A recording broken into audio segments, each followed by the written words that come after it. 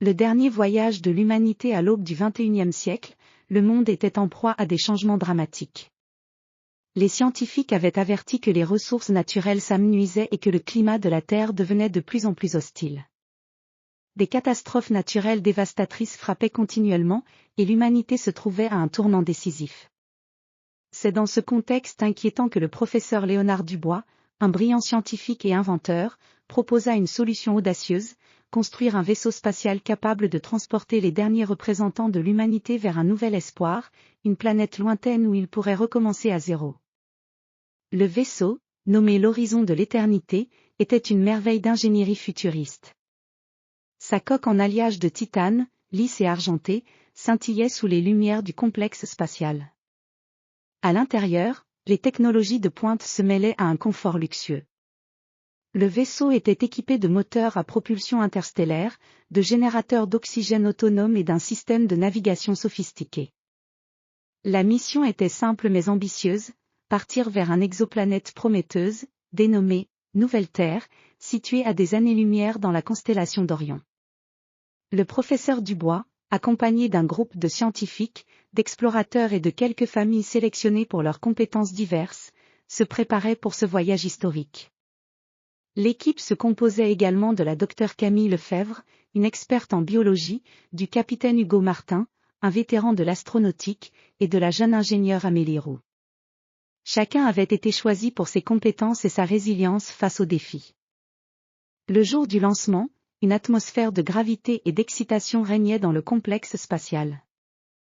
Les membres de l'équipage se rassemblèrent sur la passerelle d'embarquement, leurs visages marqués par une détermination et une inquiétude palpables. Les adieux avec la Terre furent brefs mais chargés d'émotion.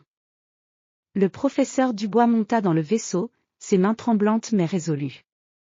Le compte à rebours commença, et les moteurs s'activèrent dans un grondement puissant. L'horizon de l'éternité s'éleva lentement dans les cieux, quittant l'atmosphère terrestre et plongeant dans l'immensité de l'espace. À travers les hublots, la Terre diminua peu à peu en une petite sphère bleue, perdue dans la noirceur cosmique. Le voyage à travers les étoiles était un spectacle grandiose. Les membres de l'équipage passèrent leur journée à observer les nébuleuses colorées, les étoiles scintillantes et les galaxies lointaines, tout en ajustant les paramètres de navigation et surveillant les systèmes vitaux du vaisseau. Le voyage vers Nouvelle Terre dura plusieurs années. Pendant ce temps, l'équipage s'adapta à la vie à bord, formant des liens étroits et partageant des moments de réflexion sur leur passé et leur futur. La docteure Lefebvre étudiait les échantillons biologiques et développait des systèmes de culture de plantes pour préparer l'arrivée sur la nouvelle planète. Le capitaine Martin s'assurait que le vaisseau restait sur la bonne trajectoire, tandis qu'Amélie Roux résolvait les problèmes techniques qui se présentaient. Un matin, alors que le vaisseau approchait de sa destination, un sentiment d'anticipation et de nervosité envahit l'équipage. À travers les hublots, ils aperçurent enfin Nouvelle Terre. C'était un monde fascinant, avec des océans scintillants et des continents verdoyants. Les montagnes majestueuses s'élevaient vers le ciel, et l'atmosphère semblait riche et respirable. Le vaisseau descendit lentement vers la surface, atterrissant dans une vaste vallée entourée de collines luxuriantes. À leur arrivée, l'équipage fut accueilli par un paysage vierge et prometteur. Les scientifiques mirent en place des stations de recherche pour étudier la planète et préparer les conditions pour une colonie permanente. Les familles s'installèrent dans des habitats modulaires, conçus pour imiter le confort de la Terre tout en s'intégrant harmonieusement dans leur nouvel environnement. Les premières semaines sur Nouvelle Terre furent pleines de défis et de découvertes. Le sol fertile permettait de cultiver des plantes et de construire des infrastructures. Les membres de l'équipage commencèrent à établir les bases d'une nouvelle civilisation, tout en réfléchissant aux leçons apprises de leur voyage.